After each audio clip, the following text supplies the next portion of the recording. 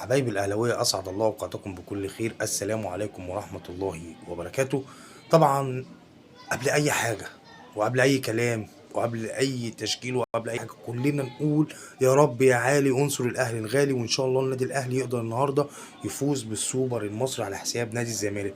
طبعا كلنا شفنا تشكيلة النادي الأهلي، ال 11 لعيب، ال 11 راجل اللي هيبدأوا إن شاء الله يكونوا يا رب يا رب في مستواهم وتركيزهم وإصرارهم في الملعب على الفوز بعد كمية، مش عايز اقول اللي هم حصل منهم في السوبر الافريقي، بس انا منتظر الرد في الملعب. انا منتظر ان احنا نرد عليهم في الملعب، نرد عليهم احنا الاهلي. طبعا 11 لعيب: محمد الشناوي، ياسر ابراهيم، رامي ربيعه، اكرم على اليمين، يحيى عطية الله على الشمال.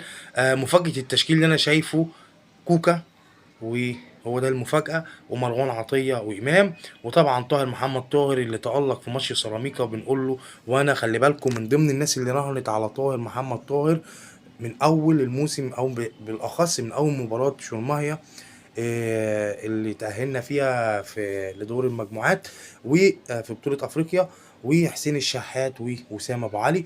إن شاء الله النادي الأهلي يقدر النهاردة يدي النادي الزمالك درس ويلقنه درس تاريخي في الملعب، وإن إزاي إحنا النادي الأهلي إحنا بطل أفريقيا، إحنا بطل مصر، إحنا بطل العرب. إحنا أي بطولة بنخش عليها لازم ناخدها.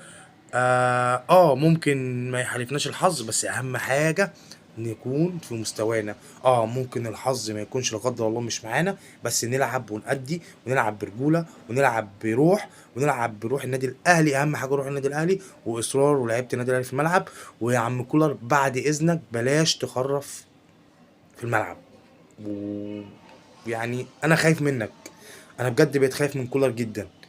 بس ان شاء الله انا واثق في ال 11 لعيب اللي هيبداوا، ويا رب يا الاهلي الغالي. ويلا نشوفكم شوطين. سلام.